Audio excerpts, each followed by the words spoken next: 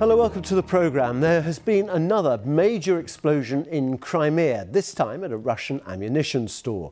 The Russian Ministry of Defence says it was caused by sabotage. That's the first such admission by Russia since it launched its invasion in February. Well, these are the latest pictures to come from the scene. A plume of smoke rising above the Dzhankoi in Crimea, a part of Ukraine that was annexed by Russia in 2014. It's the second time in a week that Russia has reported explosions at a military base there. A Russian airfield at Saki was severely damaged last Tuesday in a series of explosions which destroyed at least 7 aircraft. It hasn't yet been confirmed that Ukrainian strikes were responsible for those incidents. Well, Crimea's Moscow-appointed governor said at least 2 people were injured in the latest incident today, and all the passenger trains coming from Russia had now been stopped.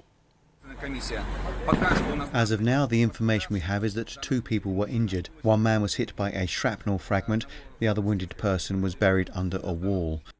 I've ordered a 5-kilometre zone to be closed off. The evacuation of all civilians from within this 5-kilometre zone is underway.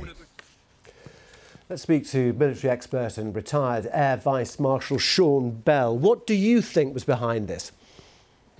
Well, I think first we must understand the context. Crimea is clearly where Russians are providing military lines of communication up into the conflict in southern Ukraine. So it's evidently a keen target for the Ukrainians. It could have been the Western weapons that we've been supplying, although it's quite a long way for those to reach. It could have been a special forces mission. It could have been drones. It could have been sabotage. The one thing it's almost certainly not is an accident. I think particularly a week ago, when the Russians claimed that there was an accidental explosion. If you look at the satellite imageries, it's pretty evident there's been some surgical strikes against military equipment. And so this is a very carefully calculated and very effective targeting of Russia's rear resupply area for that conflict in the south.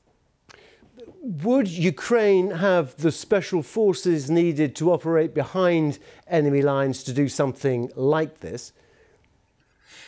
I think the answer is yes. I mean, the whole country, because of its background, has a mix of Russians and Ukrainians that are endemic in the population. So it's quite difficult to target exactly who is friend and foe in this conflict. But it will be conjectured to try and establish. I mean, none of the military sources I have know whether they were special forces, but there is no doubt at all that the key element here is President Zelensky has been fighting a war of attrition in the Donbass, a war where, despite heroic fighting, gradually they've been ceding ground to the Russians in a conflict which is very difficult for Zelensky to win. What he's very effectively done, though, is try to seize the initiative by stating publicly he wants to liberate Kherson. And I think all of the attacks we're seeing now, whether it's Zaporizhia or the Crimea, are all linked to the efforts to liberate Kherson, which of course was taken by the Russians early in the war. It's the west side of the Dnipro River. The Ukrainians have been blowing the bridges on the Dnipro River to isolate the Russian forces there. The Russians have still been firing on them from the east bank, but of course they're vulnerable. So the Russians are now hiding in the Zaporizhia nuclear facility, knowing full well that the Ukrainians can't fight back. And I think what the Ukraine is also doing is targeting the rear area of supplies, like ammunition dumps, etc., just to make life more difficult for the Russians so that the Ukrainians have a better chance of liberating Kherson.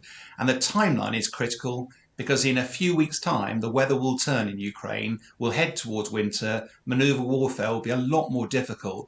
And I think we're seeing some posturing here from both sides trying to get a favourable position before the winter pause comes about. So much of the information coming out from both sides, of course, is propaganda. It always is in war. It's difficult to actually ascertain precisely where the truth lies. But presumably, I mean, we hear about poor morale within Russian forces, and something like these attacks in Crimea will exacerbate that, won't it, in terms of not knowing quite how these things have happened, who's behind it, and that they're always vulnerable.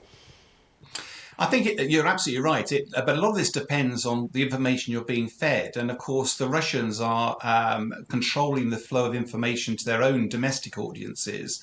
Whereas in Ukraine, where we have Western press operating without restrictions, we're getting a better, clearer story of what's going on. In Crimea itself, dominated by the Russians, dominating the information picture, there's still people going around their everyday business, really unaware of the real impact of war until suddenly the war is brought to them.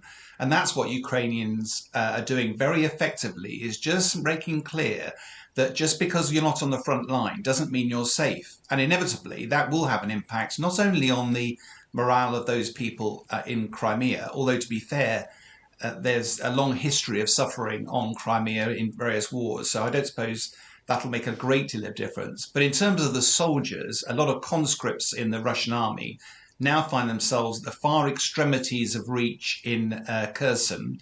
They're in unfamiliar territory. They're surrounded by Ukrainians. It's not a friendly environment for them. They're occupying power and now find themselves potentially isolated when they're not professional soldiers. They don't have professional soldier training, and that will make life very difficult for them. But I would not underestimate the challenge of retaking Kherson. It's very difficult to conduct urban warfare. There's a lot of fighting lies ahead. Mm-hmm. Okay. Sean Bell, thank you very much indeed for joining us here on BBC News. Now, Ukraine's President Zelensky has warned the world against giving in to what he says is Russia's nuclear blackmail. He was talking again about the Zaporizhzhia nuclear power plant, which has been occupied by Russian forces. This is it in a satellite image here. Both sides, Russia and Ukraine, accusing each other of shelling areas nearby. Kyiv saying that Moscow has hidden ammunition at the site, effectively holding it hostage. International nuclear inspectors are trying to reach the plant, but haven't yet been able to do so. With the latest, here's our correspondent in Kyiv, Ugo Bashega. President Zelensky again used his nightly address to talk about the situation at the Zaporizhzhia nuclear power complex. He accused Russia again of terrorism and of nuclear blackmail, and urged countries around the world to impose more sanctions on Moscow. Now, for days, Russia and Ukraine have traded accusations of who is to blame for shelling the complex. The Ukrainians accuse Russia of turning this nuclear facility into a military base, using it to launch attacks against Ukrainian targets, knowing that Ukrainian forces are unlikely to retaliate. The Russians reject those accusations. They say Russian troops are there protecting this nuclear facility, but this level of military activity around a nuclear facility has raised fears of a catastrophe. There have been growing calls for Russia to allow international monitors to visit this nuclear facility, but so far there are no signs that any kind of deal can be reached, at least for now. Hugo Bashega in Kyiv, where Ukraine says that the situation on the front line hasn't changed dramatically in the past few days. Clashes in the eastern Donbass region and also around Kharkiv in the south. One agreement, though, between Russia and Ukraine does appear to be holding. That is the deal under which Ukraine was able to resume exports of grain by sea. This was the first grain ship leaving Ukraine to take a cargo to Africa since the Russian invasion in February. The Brave Commander is one of 5 vessels which have been cleared to make that journey.